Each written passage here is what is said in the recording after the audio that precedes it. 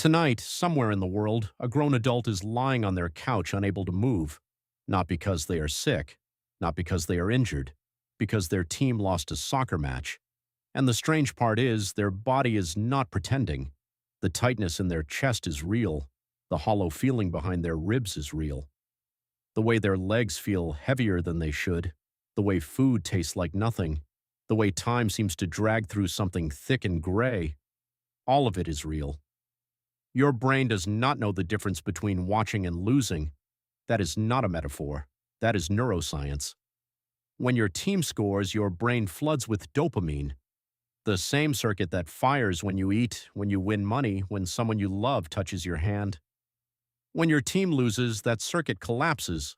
What follows is not disappointment, it is withdrawal. You are not being dramatic, you are being human. But here is what nobody tells you. The pain you feel after your team loses is not a glitch, it is not a weakness. It is one of the oldest and most sophisticated survival systems your ancestors ever built. And understanding it will change the way you think about every match you ever watch for the rest of your life. Let's start somewhere unexpected. Let's start 300,000 years ago. Your ancestors did not live alone. Living alone meant dying. In the ancient landscape your brain was built for, the group was everything. The group hunted together, the group defended together, the group grieved together. A human without a tribe was a human already halfway to dead. So your brain evolved a system, a powerful, automatic, non-negotiable system. It monitored your group at all times. It tracked wins and losses, threats and safety, status and hierarchy, and it wired your emotional state directly to the state of the group. When the group thrived, you felt it as pleasure. When the group suffered, you felt it as pain. Not because someone told you to care, because the brains that did not care died out. The ones that survived were the ones that felt the tribe's fate as their own.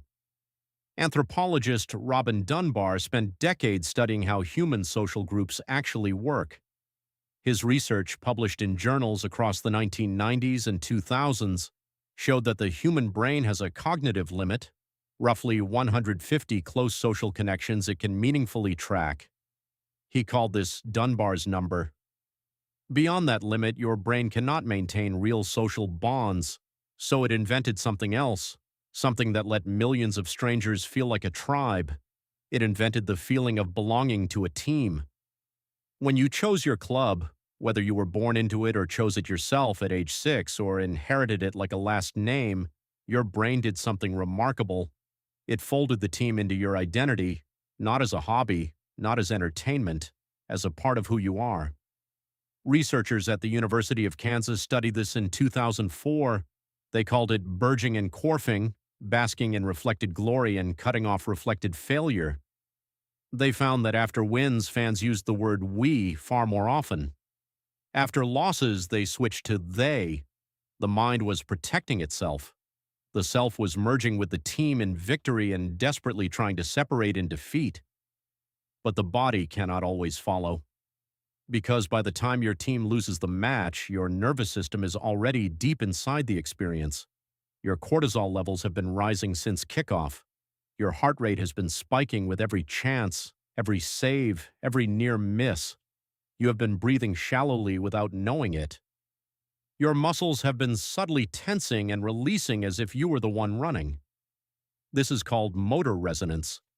Your mirror neurons, the same neurons that fire when you perform an action and when you watch someone else perform that same action, have been active the entire time. You have been playing the match in your nervous system without taking a single step. Neuroscientist Giacomo Rizzolatti, who first identified mirror neurons in the 1990s, described them as the biological foundation of empathy. You do not just observe, you simulate. And when you simulate winning and the match ends in defeat, your brain has to process not just what happened, but what it already expected and prepared for that now will not come. That gap between what your body was ready to feel and what it actually feels is where the pain lives, and it is not subtle pain. A study published in the journal Psychosomatic Medicine found that after major soccer tournament losses, hospital admissions for cardiac events increased significantly in the days that followed. In 2006, researchers in Germany tracked health data around the World Cup and found elevated cardiovascular incidents among fans of losing teams. The stress response was not metaphorical, it was measurable. Your body treats the loss like a threat because to the ancient brain, it is one. Loss of group status is not abstract. In the environment your nervous system evolved for, a tribe that lost, in territory, in status, in competition, was a tribe at greater risk of dying. The pain you feel is your threat response activating. The weight in your chest is cortisol and adrenaline looking for a danger that no longer exists in the physical world but that your body cannot locate and cannot release.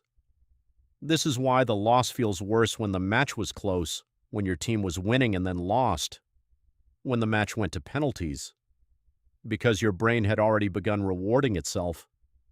The dopamine was already flowing. Psychologist Daniel Kahneman, in his landmark work on loss aversion, showed that humans feel losses approximately twice as intensely as equivalent gains. Winning does not feel as good as losing feels bad. His research, which contributed to his Nobel Prize in Economics in 2002, was about financial decisions. But the mechanism is universal. Your brain weights loss more heavily than victory, because loss, for most of human history, was more dangerous. Losing resources, losing status, losing members of the group. These were events that could cascade into extinction. Winning simply maintained the baseline, so the brain built a symmetry into the emotional response. Loss hits harder, loss lasts longer. Loss pulls your attention back toward itself again and again, looking for what you could have done differently. The replay loop that starts in your mind after a loss, the penalty that was missed, the defensive error, the substitution that seemed wrong, that is not masochism.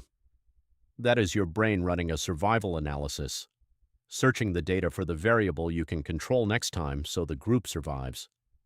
But there is something else happening when a team loses, something that goes even deeper than individual pain. Watch a stadium after a devastating defeat. Watch thousands of strangers walk out in silence. Watch grown men and women cry openly in public, comforting people they have never met, sharing something wordless and heavy. What you are watching is one of the most ancient human rituals still practiced at scale. Collective grief. Before cities, before nations, before borders, your ancestors gathered around fires to process shared loss together. The anthropological record is full of it. Communal mourning rituals that served a social function. They rebuilt group cohesion after a blow. They signaled that the tribe was still together, that the loss had been felt, that it was real, and that it was shared. The pain you feel after your team loses is not a small thing. It is the echo of something enormous, something that kept your ancestors alive through droughts and hunts gone wrong and rivals who wanted what they had. You feel it because you are wired to belong. You feel it because your brain cannot fully separate your survival from the survival of the group. You feel it because somewhere in the deep architecture of what you are, victory is safety and defeat is danger, and neither of those feelings cares that you are sitting in a stadium in a modern city with food in your refrigerator and a warm place to sleep.